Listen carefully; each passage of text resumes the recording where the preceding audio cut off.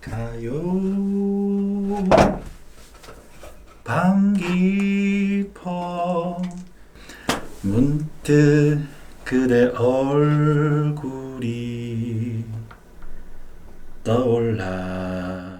주말에 아이들과 함께 오랜만에 서점에 갔습니다. 그동안 코로나19로 가족들과 함께 사람이 많이 모인 곳을 찾기가 힘들었는데 오랜만에 가족들과 다 함께 서점에 가서 책들을 샀죠. 아이들이 책을 고르는 동안 한쪽을 보니 제목을 보고 뒤통수를 쾅 맞은 듯한 느낌을 받은 책이 있었어요. 바로 이 책, 선녀는 참지 않았다 였습니다. 옛날 어느 마을에 가난한 나무꾼이 살고 있었어. 하루는 나무꾼이 나무를 하는데 풀숲에서 사슴이 뛰쳐나와 살려달라고 애원했지. 사냥꾼이 자기를 쫓고 있으니 제발 숨겨달라는 부탁이었어. 나무꾼은 사슴을 얼른 나뭇가지 더미 속에 숨겨주었어. 잠시 시간이 흐른 뒤 우락부락한 사냥꾼이 나타나서는 도망치는 사슴을 못 보았냐고 물었어. 나무꾼은 저기 저쪽으로 꽁지가 빠지게 도망치더라고 둘러댔지. 사냥꾼이 저쪽으로 다급히 달려가자 사슴이 안도의 한숨을 쉬며 나무짐을 헤치고 나왔어. 그러고는 보답으로 소원 하나를 들어주겠다며 눈을 빛냈지. 나무꾼은 별다른 고민도 하지 않고 냉큼 고운 색시를 얻어 장가를 갔으면 좋겠다고 대답했어. 나무꾼은 늘 어여쁜 아내를 맞아들이고 싶어 했지만 산골 마을에서 변변한 능력도 없이 살아가는 나무꾼이 색시를 얻는 것은 쉬운 일이 아니었기 때문이지. 사슴은 자기 목숨을 살려준 나무꾼이 너무나 고마워서 나무꾼의 소원을 어떻게 들어줄 수 있을지 곰곰이 생각했어. 그러고 보니 오늘이 바로 선녀들의 목욕날이라는 사실이 떠올랐어. 매달 보름날 밤이면 고개 너머 폭포에 선녀들이 목욕하러 내려오는데 그날이 마침 보름날이었던 거야. 사슴은 영악한 꾀를 내어 선녀들이 목욕하는 동안 벗어둔 날개옷 하나를 훔쳐다 숨겨놓으라고 나무꾼에게 당부했어. 나쁜 녀석. 날개옷을 잃어버린 선녀는 다시 하늘로 올라갈 수 없을 거라면서 말이야. 갈 곳이 없어진 선녀를 데려가 아내로 삼으세요. 참, 아이 셋을 낳을 때까지는 날개옷을 절대 돌려주면 안 돼요. 아이가 둘이라면 오른팔에 한 명을, 왼팔에 나머지 한 명을 안고 하늘로 올라갈 수도 있으니까요. 하지만 셋이라면 선녀 혼자서는 아이들을 데리고 갈 수 없을 거예요. 그날 밤 나무꾼은 폭포로 향했어. 폭포에는 사슴의 말대로 선녀들이 목욕하고 있었지. 나무꾼은 일단 폭포에서 멀찍이 떨어져서는 목욕하는 선녀들을 훔쳐보기 시작했어. 어떤 선녀가 제일 예쁜지, 누가 제일 아름다운 몸매를 가졌는지 가려내겠다며 탐욕스러운 눈으로 선녀들을 훑어보았지. 이 범죄입니다. 그런데 너무 멀리 떨어져 있어서인지 선녀들이 잘 보이지 않았어. 나무꾼은 풀숲에도 몸을 숨겨보고 바위 뒤에도 웅크려보면서 선녀들에게 점점 더 가까이 다가갔어. 살금살금 발을 옮기던 나무꾼은 벼랑간 화들짝 놀라며 몸을 숙였어. 선녀 한 명이 나무꾼 쪽으로 휙 고개를 돌렸기 때문이야. 당황한 나무꾼은 얼떨결에 곁에 있던 날개옷 하나를 낚아채 달아났어. 정신없이 숲속을 달려간 나무꾼은 평소에 나무를 하다가 자주 앉아서 쉬던 바위 밑에 날개옷을 숨기고는 서둘러 다시 폭포로 향했지. 지금쯤이면 옷이 없어진 걸 알고 큰일 났다며 울고 있겠지? 얼른 가서 내가 데려와야지. 어쩌면 나한테 도와달라고 할지도 몰라. 아휴. 선녀를 아내로 삼을 생각에 나무꾼의 입꼬리가 자꾸만 올라갔어. 그런데 폭포에 가까워져 가는데도 선녀들의 모습이 보이질 않는 거야. 인기척 없이 텅 비어있는 폭포에 당황한 나무꾼이 이리저리 두리번 거리던 찰나 잡아라! 우렁찬 외침과 함께 나무 위에서 선녀들이 쏟아져 내려오기 시작한 거야. 선녀들은 순식간에 나무꾼을 에워싸고 나무줄기로 나무꾼의 몸을 결박했어. 왜 이러시오? 사람 살려! 나한테 왜 이러는 것이오? 죄인은 입을 다물라! 나무꾼이 시끄럽게 소리를 질러대며 저항하자 한 선녀가 앞에 나서더니 옥반지를 낀 주먹으로 나무꾼의 얼굴을 내리쳤어. 날개옷을 도둑맞고 머리 끝까지 화가 난 서령 선녀였지. 감히 선녀의 옷을 훔치다니 배짱이 두둑하구나. 우리가 목욕하는 동안 저쪽에서 얼쩡거리던 게 너였지? 내 옷을 어디에 숨겼는지 말하거라. 나무꾼은 선녀에게 얻어맞았다는 사실에 정신이 아득해졌어. 옷이 없어지면 가련하게 울면서 도움을 청할 것이라고 생각했는데 눈앞의 선녀는 옷 없이도 너무나 위풍당당하게 자기를 내려다보고 있으니 나무꾼의 예상이 완전히 빗나간 거야. 나무꾼의 주위를 둘러싸고 있던 다른 선녀들 역시 서령만 두고 옷을 입을 수는 없다며 날개옷을 내팽개친 상태였으나 그 누구도 자신의 몸을 부끄러워하는 이가 없었어. 선녀들이 얼른 날개옷을 내놓으라며 입을 모아 소리쳤지만 어리석은 나무꾼은 치기 어린 자존심에 날개옷의 행방을 알려주고 싶지 않았어. 자신은 이래봬도 매일매일 숲속에서 나무를 패던 강인한 남자이거늘 여자인 선녀에게 얻어맞고 붙잡혀 있다는 사실에 어지간히도 속이 뒤틀렸지. 내가 훔쳤다는 증거 있소? 다짜고짜 생사람 잡아다가 때리는 것이 대체 무슨 행패요? 더군다나 아무리 선녀지만 엄연한 여인들이 남자 앞에서 몸을 드러내놓고도 수치를 모르다니. 자고로 여인은 몸가짐을... 어처구니 없는 나무꾼의 말이 채 끝나기도 전에 선녀들이 일제히 까르르 웃어댔어. 다른 선녀들과 함께 한참을 웃던 서령 선녀가 다시 입을 열었지. 네가 옷을 훔쳤다는 증거는 바로 너의 손이다. 선녀의 날개옷에는 금가루가 입혀져 있거늘 몹쓴 짓은 저가 해놓고 감히 여인의 몸가짐을 가르치려 드는 너의 손바닥이 금빛으로 번쩍번쩍 빛나는 걸 보아하니 네가 내 옷에 손을 댄 것이 확실하다. 이런. 나무꾼은 망연자실하게 자기 손을 내려다보다 끝까지 억지를 부려보기로 했어. 그렇다고 내가 순순히 날개옷의 행방을 알려줄 것 같소? 나는 쉽게 소신을 꺾는 남자가 아니요. 나무꾼의 객기에 서령은 그를 놀려주고 싶다는 생각이 들었어. 죄를 지은 주제에 알량한 자존심을 세우는구나. 가소롭군. 그렇다면 네가 제일 자신 있어 할 나무하기로 대결해 보자꾸나. 네가 나를 이긴다면 내 너에게 자비를 베풀어 주마. 그리하여 서령과 나무꾼은 나무를 더 많이 베는 쪽이 이기는 힘겨루기 내기를 시작했어. 힘겨루기 내기를 시작했대요. 누가 이길까요?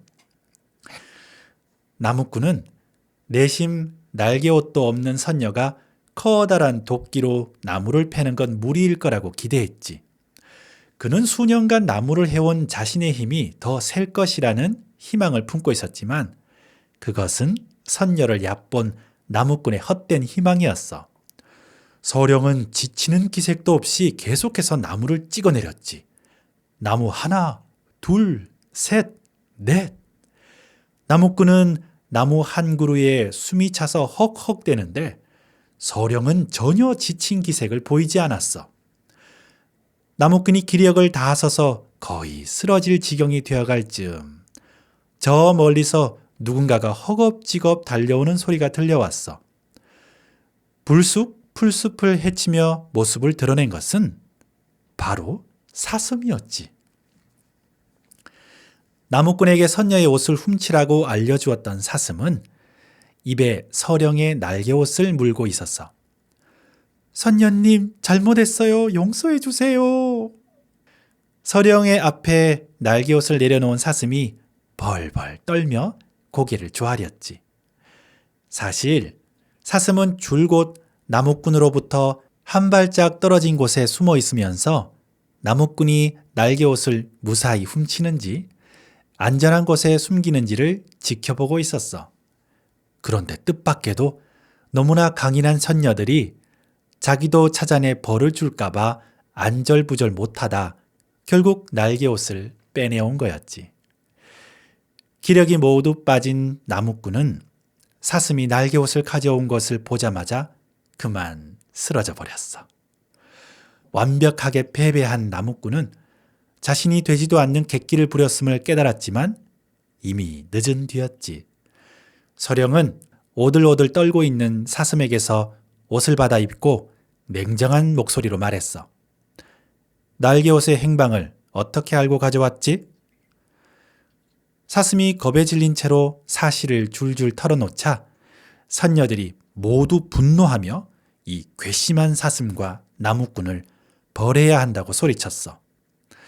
서령 역시 깊은 분노를 느끼며 과연 어떤 벌을 내려야 이들의 만행을 낱낱이 벌할 수 있을지 선녀들에게 물었지. 한참 동안 서로 의견을 주고받던 서령과 선녀들은 마침내 나무꾼과 사슴에게 내릴 벌을 정하고는 그들을 어디론가 끌고 가기 시작했어.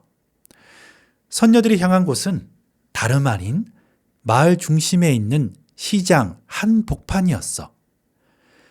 어느새 새벽닭이 울고 어슴푸레하게 날이 밝아오는 시간이었지. 하루를 시작하려는 마을 사람들이 모여들고 있었어. 여기 이 죄인들을 보라. 이자들이 감히 하늘의 선녀들에게 어떠한 일을 저질렀는지 온 마을 사람들은 와서 들으라. 여느 때처럼 일과를 시작하던 사람들은 때 아닌 소란에 까무러칠 지경이었어. 난생 처음 보는 선녀들의 모습에 눈을 휘둥그랬던 마을 사람들의 시선은 이내 무릎을 꿇은 채 망연자실해 있는 사슴과 나무꾼에게로 향했어. 도대체 어떠한 짓을 저질렀길래 선녀들이 마을 한복판에 찾아온 것인지 궁금했기 때문이지. 사람들이 웅성대기 시작했어. 온 마을 사람들이 모여들어 시장을 가득 채우자 서령이 입을 열었지. 사슴과 나무꾼이 저지른 일이 무엇인지 고스란히 듣게 된 마을 사람들은 경악에 찬 목소리로 서로 수군댔어. 파렴치한 놈이라며 나무꾼과 사슴을 향해 욕짓거리를 내뱉는 이들도 있었어.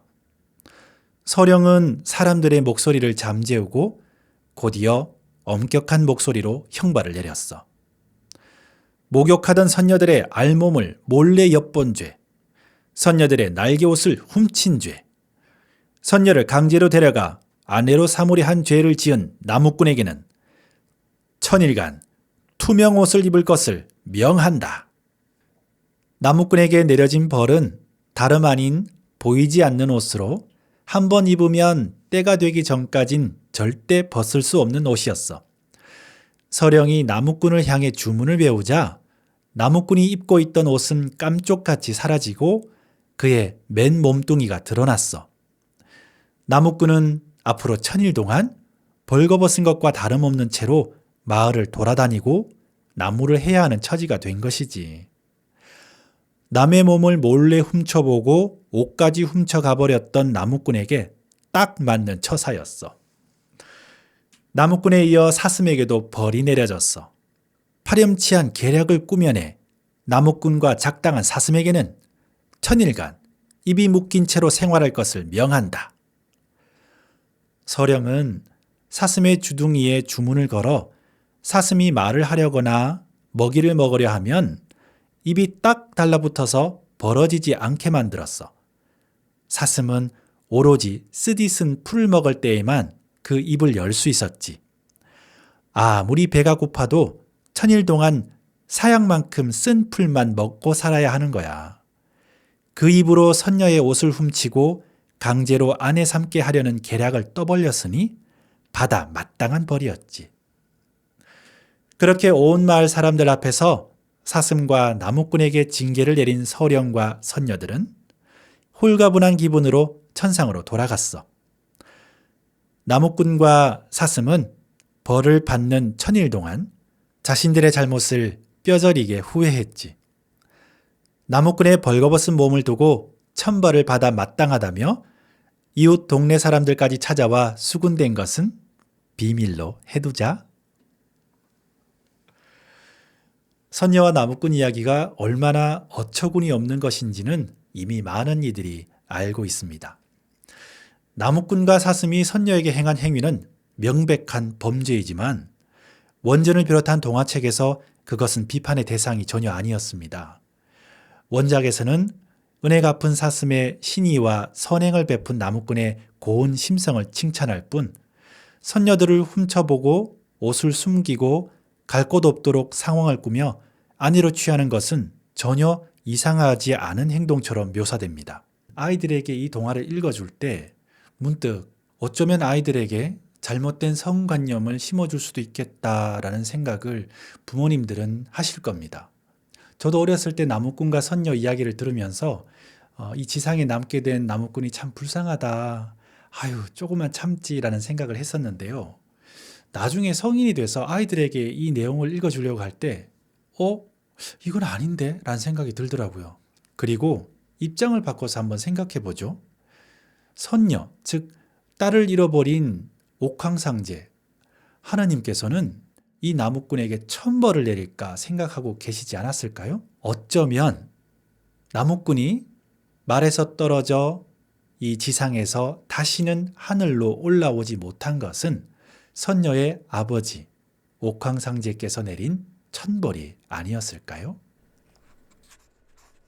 요즘 아이들은 유치원에서 그리고 초등학교 때부터 이 성 역할에 대해서 성평등에 대해서 많은 교육을 받고 있다고 하죠.